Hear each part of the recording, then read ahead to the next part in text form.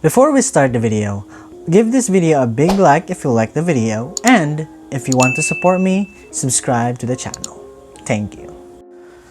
Okay, episode 4 of The Enduring Mystery of Jack the Ripper. Wow, this is chapter 4. This is a little longer than the other chapters, so yeah, get your popcorn and get ready. I'm gonna start my recording. Here we go. Man, it's been a while since I recorded, man. It's like the last time I recorded was 4 days ago. Yes, the video that you saw was actually recorded maybe 2 days before it was posted, and yeah, and now the last time I recorded was 4 days ago. And yeah, this is chapter 4. I'm pretty excited. And yeah, this is The Enduring Mystery of Jack the Ripper. The last episodes we talked about the killings of, I kind of forgot who the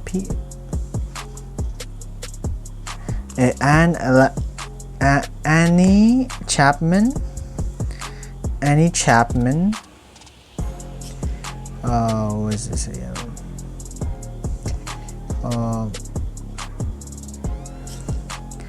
What is this?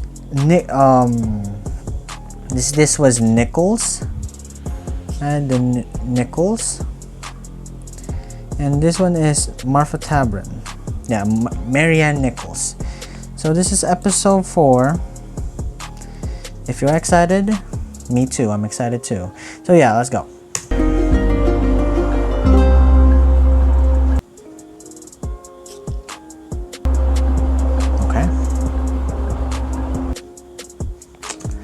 They stand corrected yet again. I don't know why this is happening to me. I should probably download the video and then react to it, because it's always doing this. Like, it has this freezing that is happening in the video. Okay. On September the 29th, a routine Saturday meeting was held at the Socialist Club on Burner Street. When the meeting came to a close around midnight, all but a few members returned. This is some sack of crack. This is what I hate. Like, this crap? No. Okay, 480p, yeah, again. Let's go. Come on, bruh. Please. LEMMiNO, please. The meeting was held at the Socialist Club on Burner Street.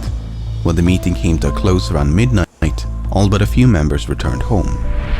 Those who remained proceeded to drink and socialize. Okay. Half an hour in September the 30th, Joseph Lave stepped outside to get some fresh air. Lave used the side entrance leading into Dutville's yard and lingered for about 10 minutes. Okay. Moments after Lave got back inside, Morris Eagle accessed the building via the same entrance. Oh. He too was a member of the club and had just returned after escorting a woman home. Oh, Neither okay. of them noticed anything unusual. 20 minutes later, the sound of a horse and carriage could be heard trotting down Burner Street. The driver was Louis Diemschutz, the steward of the clubhouse. When Diemschutz drove into Dutville's yard, his pony abruptly veered to the left.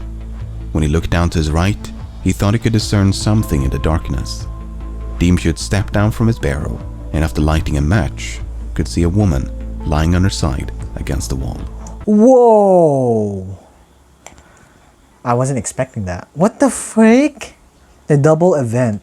What? Without even knowing if she was, quote, drunk or dead, Diemschutz rushed inside the club to check on his wife. When he found her safe and sound, he alerted the other members, and a small crowd soon gathered outside.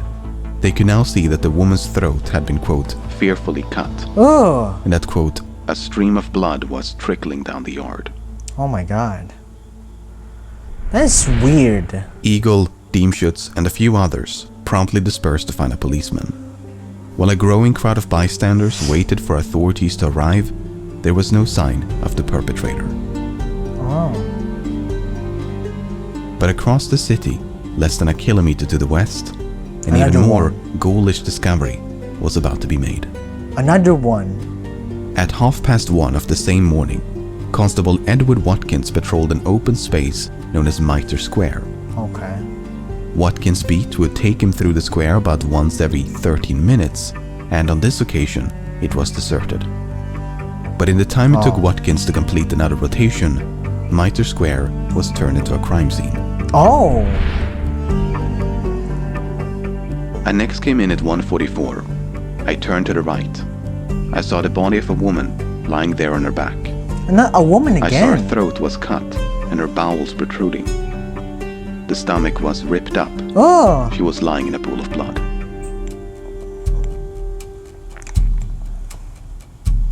Dr. George Siqueira and Dr. Frederick Brown soon converged upon the scene. They found terrible injuries inflicted upon the woman's face, throat, and abdomen. The intestines had been, quote, drawn out to a large extent and placed over the right shoulder.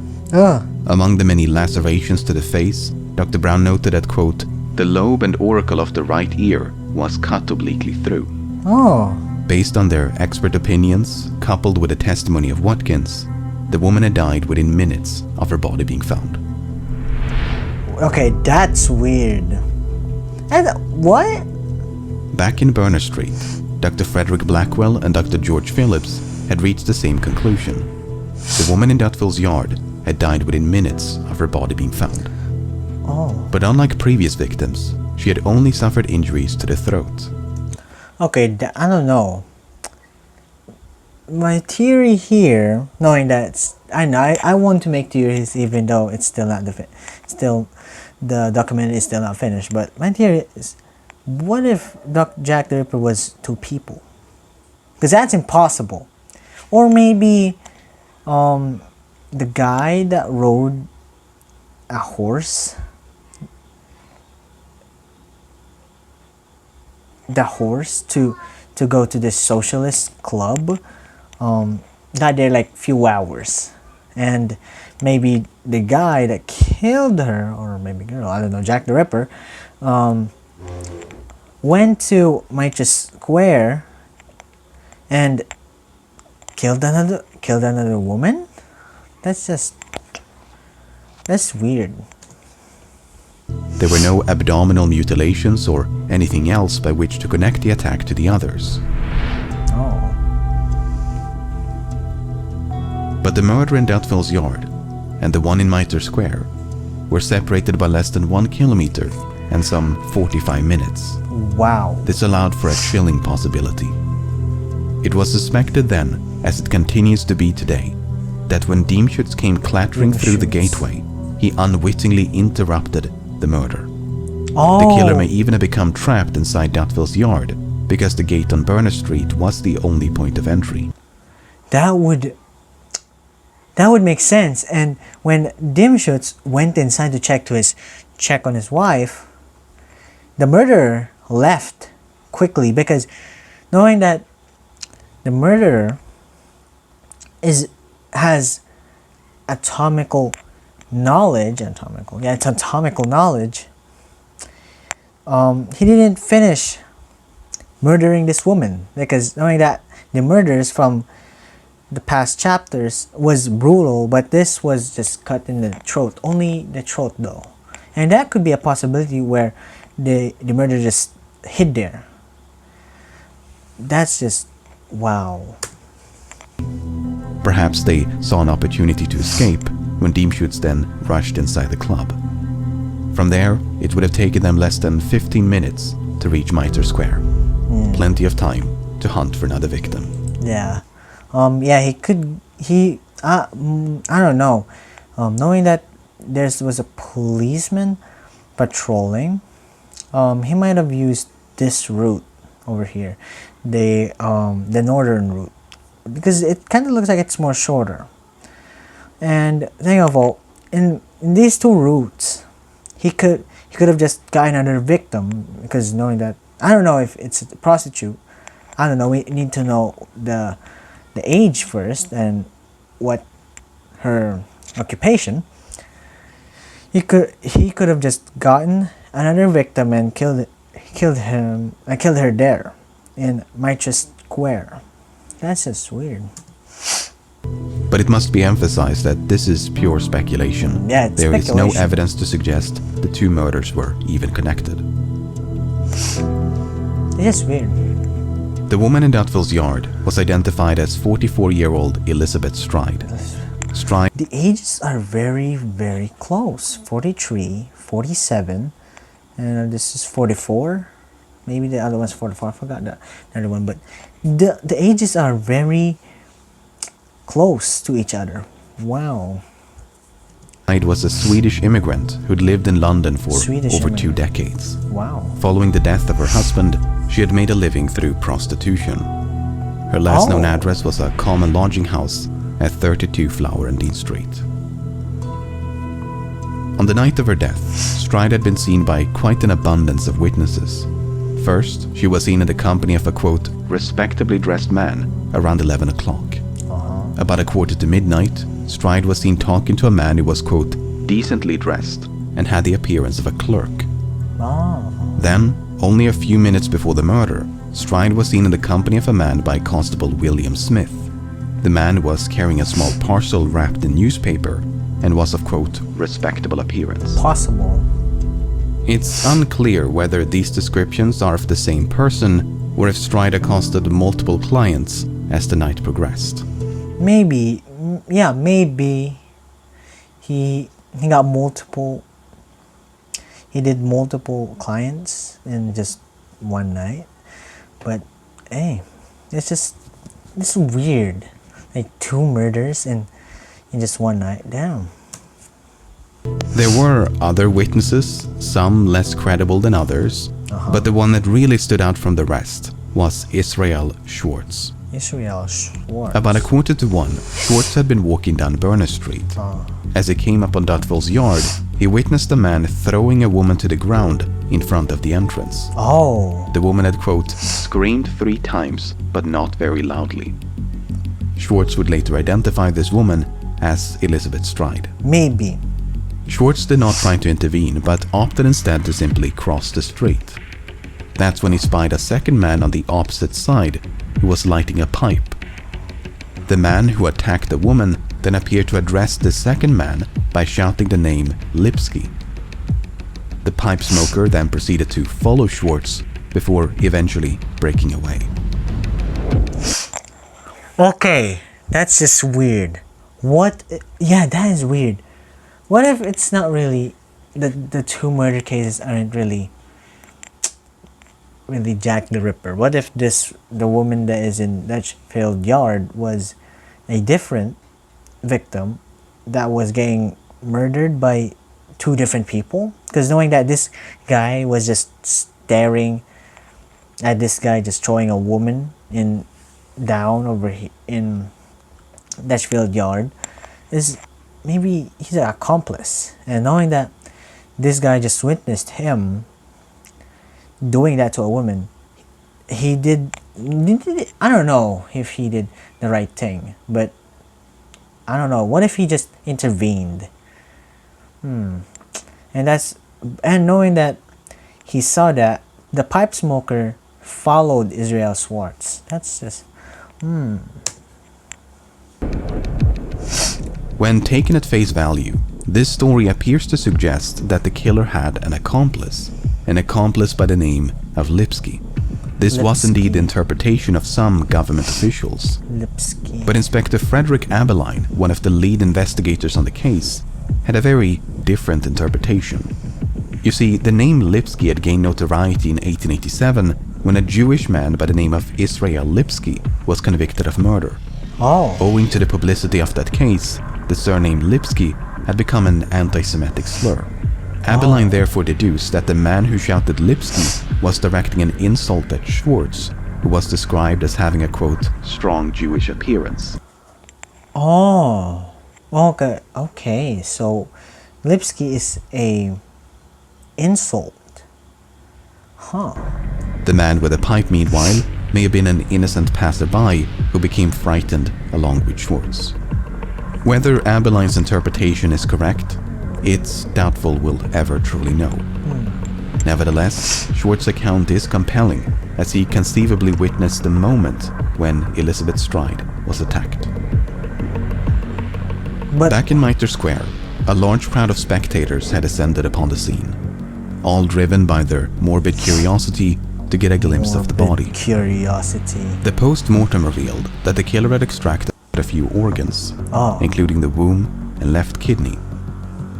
Like the others. Huh. Obviously, anatomy knowledge. According to Dr. Brown, this extraction required, quote, a good deal of knowledge, which he likened to that of a butcher. Anatomical knowledge or anatomical skill. Dr. Siqueira did not find any signs of, quote, great anatomical skill.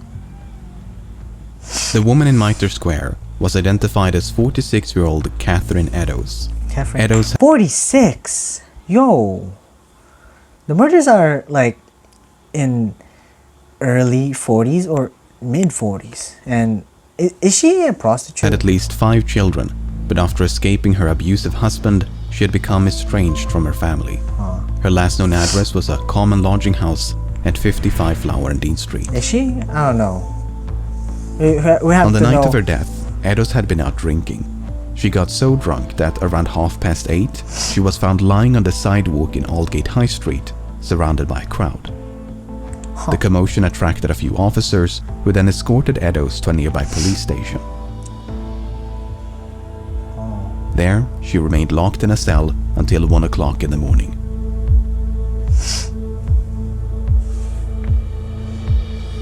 I don't. LEMMiNO is still not mentioning what her occupation is, but my guess maybe prostitution. Maybe. After being released from jail, Eddowes was likely spotted in the company of a man in the vicinity of Mitre Square. Only one of the 3 Eddowes, witnesses, maybe? Joseph Lavende, had paid close attention to the couple. The man had the appearance of a sailor and wore a, quote, reddish handkerchief round his neck. While Lavende did identify the woman as Catherine Eddowes, he never saw her face. Nevertheless, this sighting was only made some 10 minutes before Eddowes' body was discovered by Constable Watkins. What's so incredibly tragic about the Eddowes case is how narrowly the killer escaped justice. First of all, the only private residence in Mitre Square was occupied by a policeman and his family. They had slept right next to an upper floor window overlooking the murder site. Oh my god. Second of all, a night watchman and retired policeman had been cleaning a warehouse within earshot of the murder site. Oh my god. So that means this Mitre Square was just almost a death trap for the murderer, but he narrowly escaped. Whoa. He would routinely hear the footsteps of patrolling officers, yet heard nothing at the time of the murder. Wow.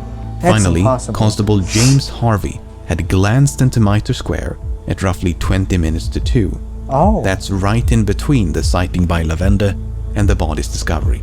What? Harvey should have had an unobstructed view of the murder site, yet he failed to notice anything suspicious. Was it too dark? Was the killer standing just a few meters away, cloaked in shadow? Oh my. Did one or more witnesses get the time wrong? Yo, what if Harvey was just I don't know, he just looked at this place and he didn't notice a dead body here, and Jack the Ripper just standing there with a black coat in the darkness just staring at him. Oh, that's creepy. While the killer did ultimately escape, they did not do so without leaving a trace. Shortly before 3 o'clock, a blood-stained piece of cloth was found near the entrance to a building a few blocks to the northeast. It proved to be a ripped portion of the apron worn by Eddowes. The patch had evidently been torn off and then discarded by the killer upon their escape. Now, on the wall above this patch of apron, someone had written a message. The Jews are the men that will not be blamed for nothing. To this day, both the meaning and the author of this message remain in doubt. Was it written by the killer? Was it an attempt to cast suspicion upon or even away from the Jewish community? Was it completely unrelated to the murder? Oh my. That's Similar weird. questions would soon be raised by a few letters. Oh. Letters which had supposedly been written and posted by the killer.